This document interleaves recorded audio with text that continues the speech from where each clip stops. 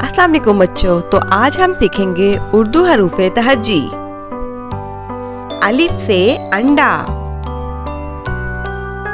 अलिफ मदा से आम, बे से बकरी,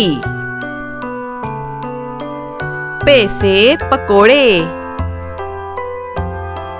ते से तितली, टे से टोपी, से समर, जीम से जुगनू, चे से चॉकलेट, हे से हलवा, खे से खरगोश, दाल से दिल, डाल से डबल रोटी, जाल से जखीरा,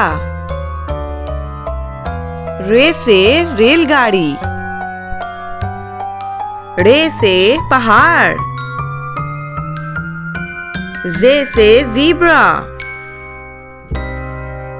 से सालाबारी, सीन से सजदा, शीन से शहद,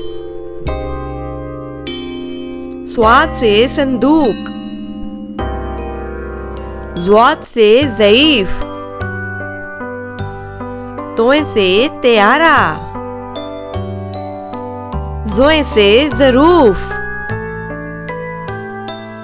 ऐन से औरत, गैन से गुब्बारे, फे से फुवारा,